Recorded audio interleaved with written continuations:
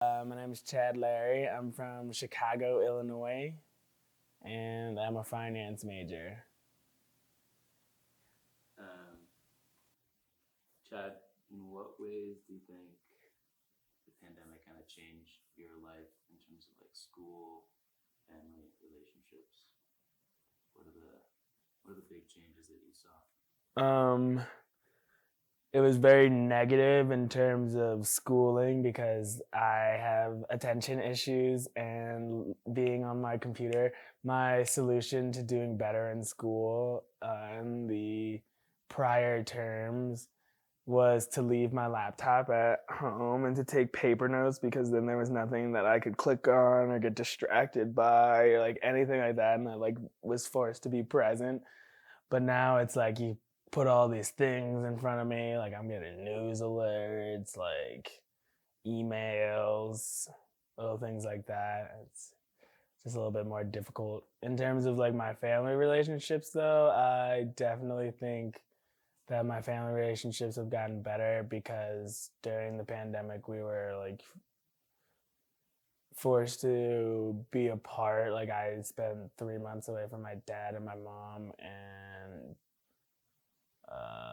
even more months away from my grandparents. So we started communicating way more via like the phone and stuff. I think I will be moving to a new city, hopefully doing a job in event planning, and yeah, just exploring, waiting for everything to get moving fully again so that I can just continue on the journey. I don't really know what I'll be doing, honestly. Do you not like that question? What? Do you not when you get that question about what you're doing next? Do you not like it? No, no, I don't mind it anymore. Especially I get asked it like I feel like 80,000 times by my family, and so it's not really doesn't really bother me. I just don't really know. Mm-hmm. Um, we'll see. Yeah, like jobs are coming back, like in terms of unemployment, for sure. Like hit like a huge low during the pandemic. Do you Yeah. think that things are generally optimistic for the class of 2021? Well, I think it'll be definitely way more optimistic than it was for the class of 2020, just because everything was so new. But a lot of jobs during the pandemic, especially like corporate jobs, weren't really necessarily lost at the same rate that like restaurant jobs and like um, the like service jobs and things like that were lost. So I think it probably would have been made more difficult. And I think that it has been made more difficult because it's so much harder to gauge company culture or city culture or like anything like that. So I think it's harder for people to make a decision. But in terms of there being options for people, I think there probably when we get out of here, there will be more options than there were when we um, when in isolation, especially in specifically like in finance, like there's the emergence of crypto that feels like it got like sped up by like 40,000% by the pandemic. Um, and like a bunch of different industries, a bunch of different ways of doing business. Yeah, I think there will be a lot of opportunity, and especially for like college grads, fresh college grads, because there are still jobs that need to be hired for. Okay, my name is Mark Connolly. I'm Ian's dad, and I had the great privilege of turning 60 a couple months ago, and have decided to embrace that and try to conquer it as opposed to shy away from it. So I think of myself as a very glass half full type of guy, and so um, the pandemic was obviously a horrible event for the country, for the globe, and in fact continues to be a horrible event. But I also, try to find the silver linings and everything. And I think for me personally, it got me off the gerbil wheel that I've been running on for 30 plus years. And so my last job ended at the beginning of February of 2020, and the pandemic. I think my last day in New York City was March 7th, so literally 5 weeks later, and um, um, the whole city shut down. The tri-state New York, Connecticut, New Jersey area shut down. We were probably in front of a lot of the country because the pandemic hit us hard and hit us early. And my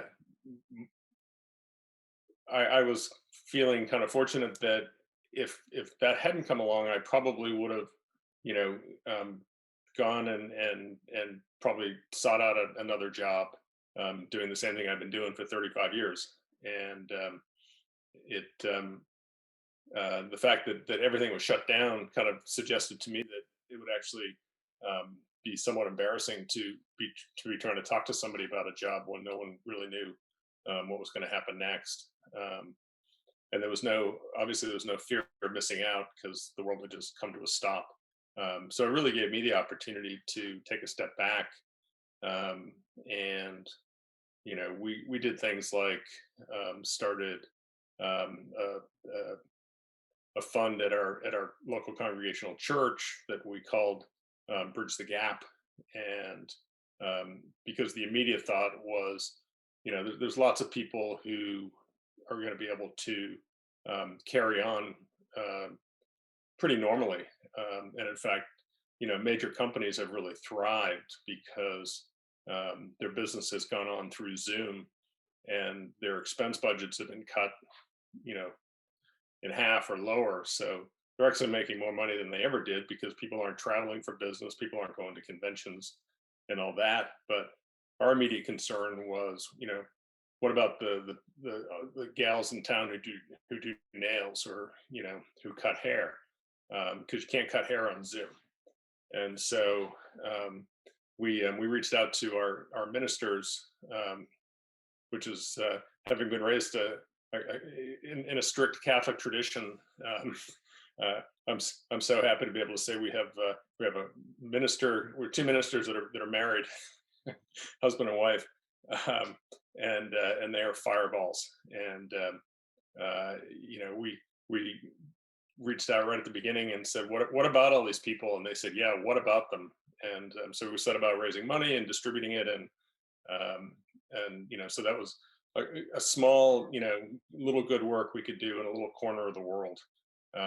But so there were opportunities to get off the gerbil wheel and start to think about how one gives back, versus head down and just keep charging, and maybe charge until something goes wrong with my mechanism, and you never have that chance to kind of take a deep breath and think about there being a larger life than just chasing the almighty dollar.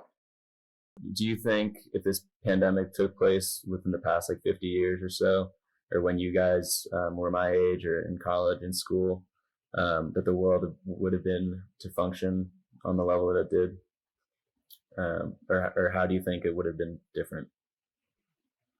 Well, as far as the COVID-19, the big difference between that and the polio and the Spanish flu way back when was people knew what it was. They were able to take the genome of it and be able to break it down. They knew exactly how it was put together.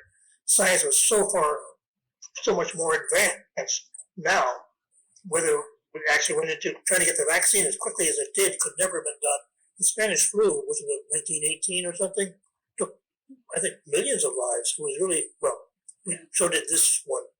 But I think the technology now, knowing what it is and what you're facing, takes some of the scare out of it. Polio, we didn't know where it was coming from. We didn't know who would have it. We didn't know if it was contagious. It was more scary because it was more unknown. Mm-hmm. At least you get a shot for this now.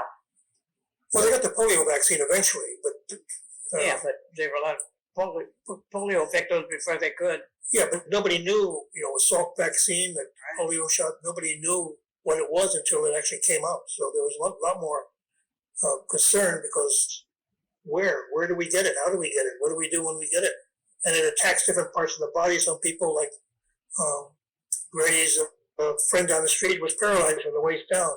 Jim Richardson up the road here lost his arm, not physically, but the ability to use it. I was at Eaglebrook, and I was in the 9th grade, and the school was completely shut down. Nobody could leave, nobody could come on. And three classmates got polio, varying degrees of seriousness, but no one knew what to do. All you do is stay isolated within the school. Try not to no parties, no get-togethers. You got to kind of wait in your room. Yeah, it's exterior. That's the best they know. could do. Right, just stay away from everybody. That's hard to do. And how long It's did the that fear of not knowing where it comes from or how to treat it.